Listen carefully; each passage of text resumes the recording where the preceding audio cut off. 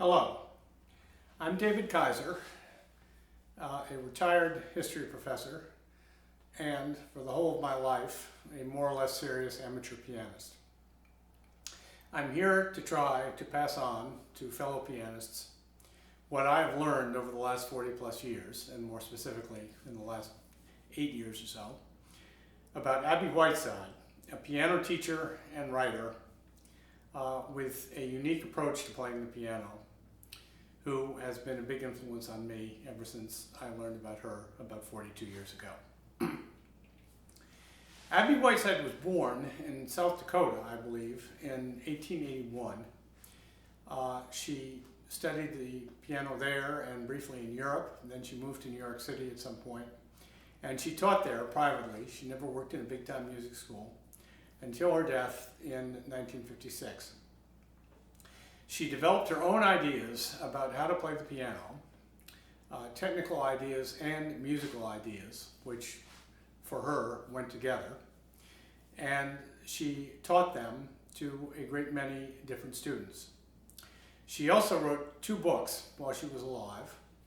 One called The Pianist Mechanism, which she advised students against reading years after it was written, because she said she had changed her mind about a lot of things and it was out of date now. And the second one, Indispensables of Piano Playing, which had been written while she was still alive, but was published almost immediately after her death. Then, some years after her death, 2 students of hers, Joseph Prosakoff and Sofia Roussoff, sat down, used what they had learned from her to write another book in her own words called Mastering the Chopin Etudes. And they added to that book certain essays that she had written that were published in music journals. I was introduced to Whiteside when I was trying to learn a Chopin etude or 2 in the late 1970s by a piano teacher who was not really a full-scale disciple and who had never met Whiteside, but who had been introduced to the book and picked on some of what it had to say. I got Mastering the Chopin Etudes out of the library and began reading it. It was one of the great revelation experiences of my life.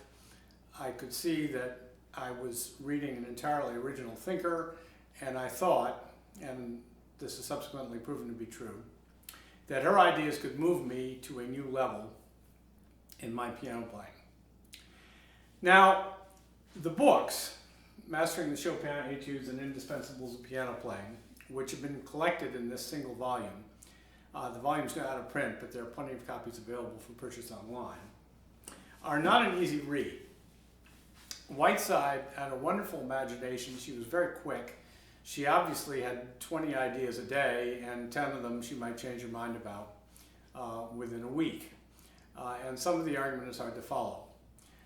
It has taken me a long time to really understand what she was talking about in a lot of what she had to say. And this despite the fact that I was able eventually to have some lessons, both with one of her actual students, Sofia Roussoff, although not nearly as many as I would have liked, and also with a couple of people who were students of her students. It is simply years of trying to apply it and trying different things out, particularly now that I'm in retirement where I've had more time at the piano, that have enabled me really to grasp, I think, a lot of her essential points and to find very useful applications for them, and to bring me to the point where I think I really have something on these points to share with the outside world. I have said that Whiteside's approach was both musical and technical. For whatever reason, perhaps in part because of my interest in sports, I was drawn initially to the technical. She has a huge amount to say about how to create tone on the piano, and it was revolutionary in the mid-20th century in that it went against what most teachers had been teaching students for the last 150 years. They had learned from Carl Czerny or from C.L. Hannon, as many of you, I'm sure, did, that the key to playing the piano was in your fingers and in the muscular development of your fingers. Whiteside decided that that was a mistake. Yes, the fingers push down the key, The fingers are wonderful at transferring power into the key, but they're not great at producing power because they are moved by relatively small muscles. And indeed, she grasped, as did Sophia Rousseau, her student, whom I eventually met, that is the use of these small muscles in the forearm and their overuse that leads to carpal tunnel syndrome or tennis elbow or related problems like that you will not have, I'm convinced, if you are a serious practitioner of Whiteside's technique. Whiteside thought that the power to play the piano came mainly from the arms, and in different ways from at least 3 different joints in the arm, at the shoulder, at the elbow, and at the wrist. And she developed ideas not only on how to use those joints to produce tone, but on how to use the power from those joints to shape the music, rhythmically and musically. And that is what I've been focusing on with a series of pieces that I've been learning and relearning over the last few years. This is what I've decided to talk about today to introduce people unfamiliar with Whiteside to her ideas. I'm going to say a little bit about her ideas, about the use of all these joints, and what they can do to help you play the piano. I'm going to try to demonstrate very briefly what she's talking about, and I hope I've found the camera angle that will allow you to see enough of what my arms and hands are doing to understand those points. And I hope simply to give you some things to think about, to look at in your own playing, and to understand how Whiteside and her ideas might help you not only play better, but also enjoy the piano much more. Because, trust me, ultimately, if you adopt these ideas, you will have a lot less to worry about. So, having said that, I'm going to move on and discuss the role of 3 critical joints: the shoulder, the elbow, which moves the forearm, the shoulder moves the upper arm, the elbow, which moves the forearm, and the wrist, which moves the hand, in playing the piano. Excuse me. Okay, we begin with the shoulder and the upper arm, which it moves. This was Whiteside's favorite joint, and with her help, I've been able to understand what a remarkable joint it is. Your shoulder is one of the few joints in your body that can move literally in all directions. You can move that upper arm back and forward, up and down, and in a complete circle. It's also a very strong joint. The muscles that move it go way back into your back. You can do a lot with it. Now, to begin with, if you simply have your fingers on the keys, and I'm convinced your fingers should always be on the keys to the maximum extent possible, and you simply pull your upper arm back, that will throw the forearm down a little bit, and it will transfer power into the key. Sorry, a little wrong note there. Okay, so you see the upper arm coming back, and the key and the fingers simply pushing down the keys. That's all there is to it. Or in the left arm, which will be harder to see. Okay? So that's the first thing that the upper arm can do. The second thing may come as more of a surprise, but I think it's at least as important, and that is that the shoulder joint, working through the upper arm, can move your hand, and with it your fingers, along the keyboard more quickly and more accurately than anything else. What you're doing as you do this is you're rotating in this direction, if you see what I mean. And it's very interesting because you probably don't realize this, but you can't do that from your elbow. Try holding your elbow still and trying to move up the keyboard. You can't do it. You can only do that from the shoulder. Anytime that you're making a skip, anytime you're reaching up or reaching down, you're using your shoulder. So it's just as well to be aware of that. So,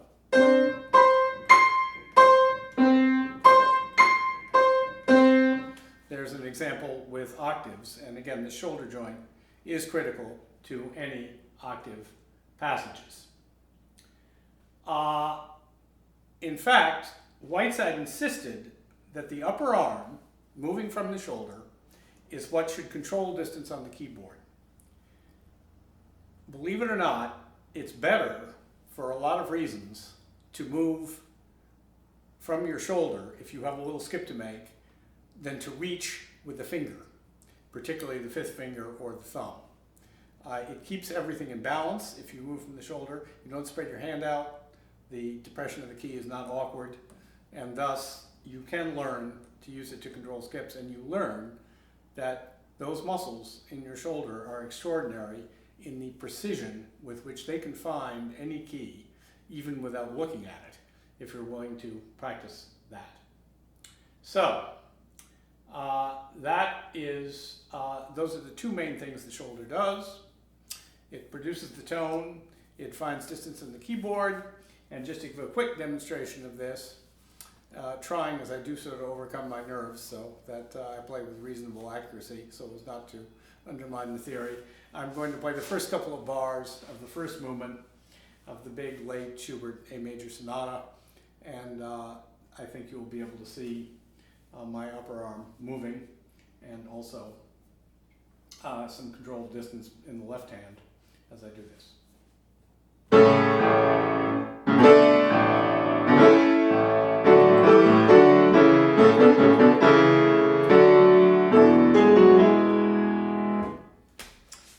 So, I hope that did give you some idea, and I guess I'd better resolve that chord before we move on. So that is my introduction to the very important role of the shoulder and the upper arm.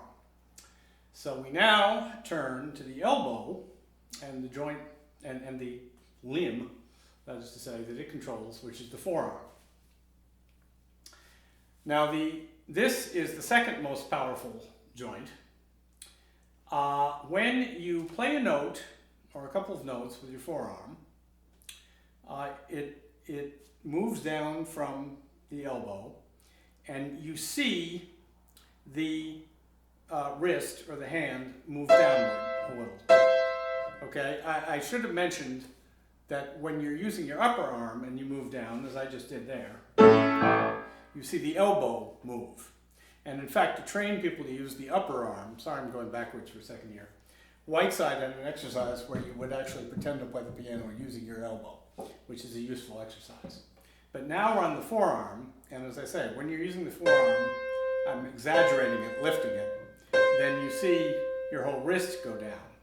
Again, your fingers should be relaxed, they're just absorbing the key and thus making the sound.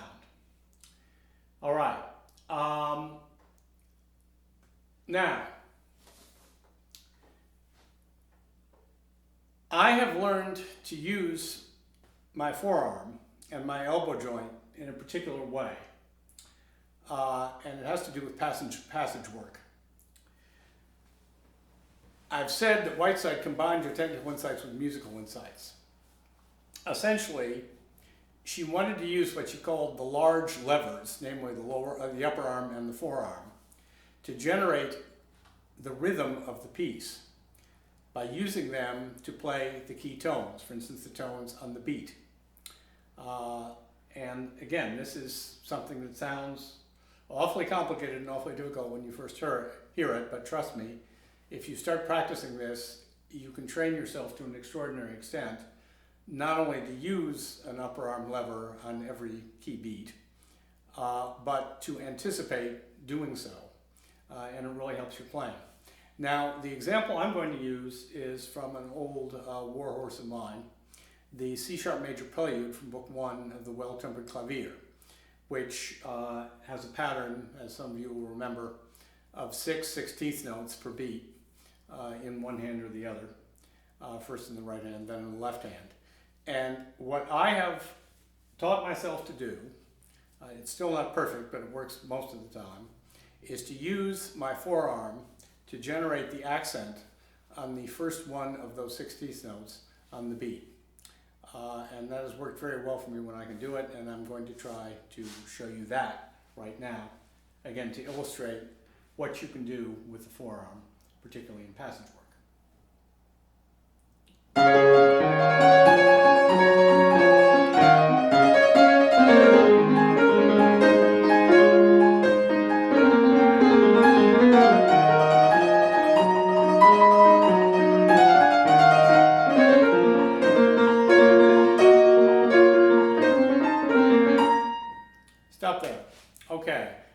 I know it's hard to see, the movements are less dramatic than the upper arm movements, but I hope you could pick up some of that. So, that simple down motion, which also involves a little extension forward, for reasons I don't fully understand, but it does, of the forearm, and so you go in a little in the key, is the first use of the joint from the elbow. There is, however, a second one, because the elbow does do something other than going up and down. It can twist your hand back and forth. And by twisting it back and forth, you can also generate power to play on the piano, particularly with your thumb or with your fifth finger. Whiteside actually referred to the turn towards your thumb as the twist, the turn towards your fifth finger as the untwist. And this is very important, obviously, in pieces like the Ocean Etude. I shouldn't have tried to play that one, I don't really know it. But you can see the twist there, or in lots of other things. However, this is also known as simply as rotation, because you're rotating from the elbow. However, it's important to note from the word go, it's very easy to try to overuse rotation, and this can cause you a lot of trouble, as it did to me for many years before someone pointed out the mistake to me and I began moving away from it. Still, rotation is very useful for certain things, and Whiteside pointed out that it's particularly useful when you have a skip going onto your fifth finger, a big skip. You can simply combine the upper arm movement, which gets you down to the key where you have, with a little twist to make the key sound. So again, I hope you can see this. I'll try to lean back so you can. Watch what happens with my fifth finger in these opening bars of the Schubert again. Well.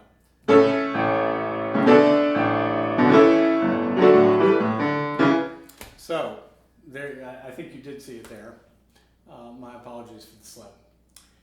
So that's the second thing which your elbow joint does, which is useful, although the more important thing is to serve as the joint that can produce considerable downward power, which can alternate with the upper arm in some circumstances, which is something I'll leave for another day, and which is a very important part of playing. Okay, the third key joint is the wrist. Now, the wrist can move actually also in two directions. It can move down and make tone. It can also move outward, although that is not recommended very often. Once in a while it might come in handy, but that again is just going to get everything out of alignment. Now the moving up and down, all right, you can't generate the same kind of power with just a wrist movement like that. I mean, you can play that way, but you can't generate the kind of power that you can with your forearm or with your upper arm. However, you can push your fingers down this way, several of them in a row, in fact, which is a very nice way to play the less important tones. And this can be very useful, for instance, just in a scale passage. So let me do a little C major scale, a couple of octaves with my right hand. And for the thumb, I'm going to use my upper arm, both to start with and also when it skips, as it does. And for the other fingers, I'm going to use my wrist. And I'm going to do it rather slowly to make sure that this is relatively clear.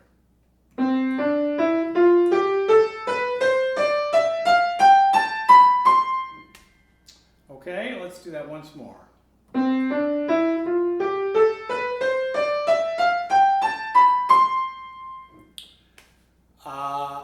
So, you may have noticed that there was a little slip between my first E and F.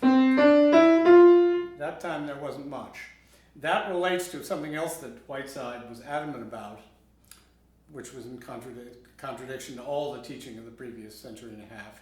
You shouldn't turn your thumb under when you're playing scale. It's just going to get your hand out of whack. It's going to be difficult from recovery. And if you use your upper arm to get from here to here, Your upper arm is so quick that there will only be a tiny instance where there is no legato, and she argued, if your rhythm is good, no one will ever notice it. And I found that to be true. But in any case, that is what the wrist can do for you. Now, just to introduce something that I will not go into in any detail, Whiteside also thought that many of the most difficult passages or most difficult pieces in music could be handled by alternating two of these motions. Alternating your upper arm and your forearm, alternating your forearm and your wrist. I'm not going to try to give an example of that.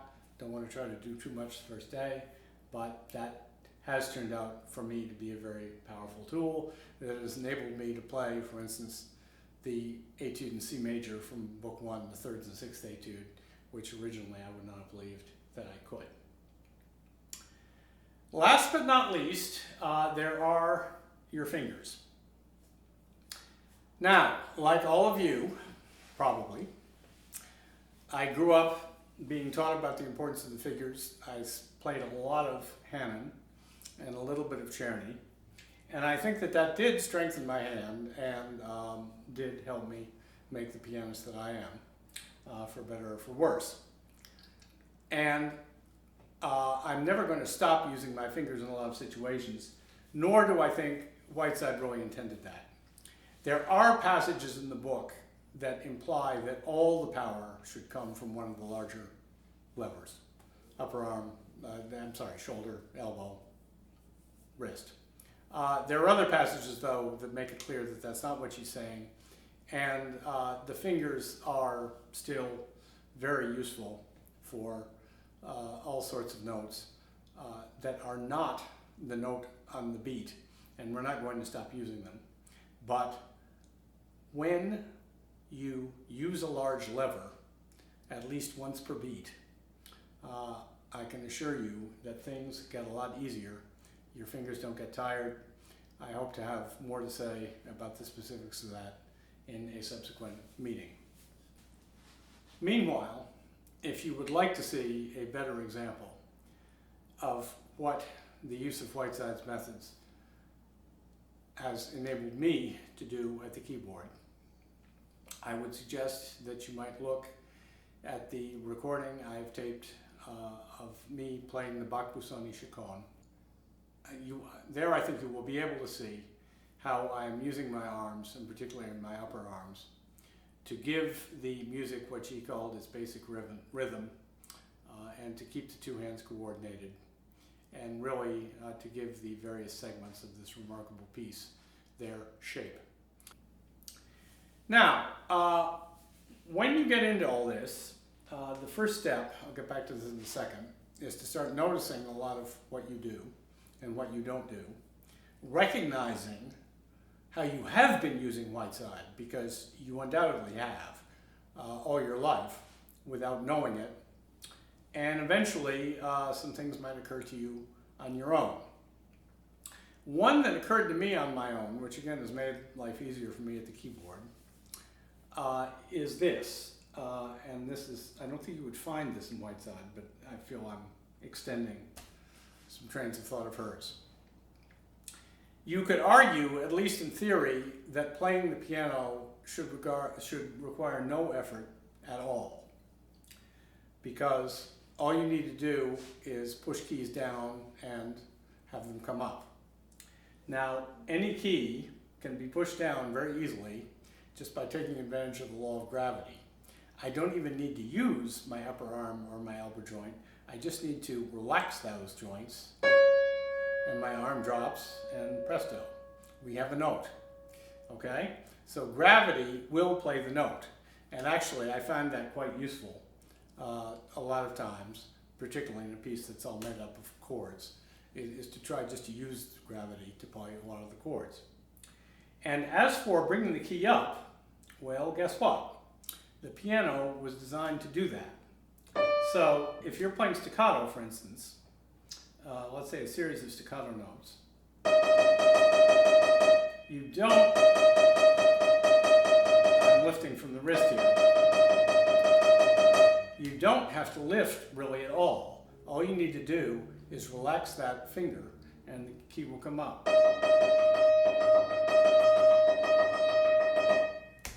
And that trick has made a lot of passages with repeated notes a lot easier for me.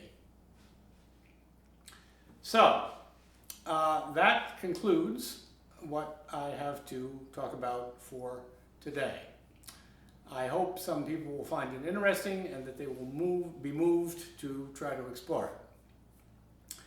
To do so, my recommendation is that you take one of your old favorite pieces that you know by heart and start playing and just start noticing what you're doing.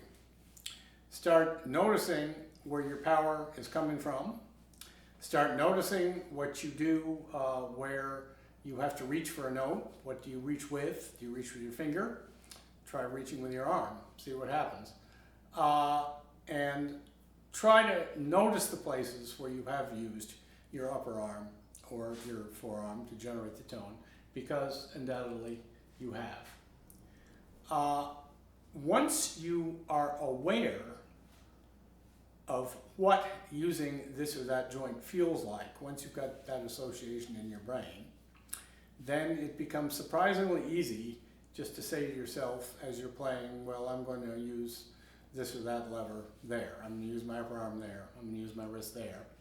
And I frequently find myself doing that even in real time at the piano right now.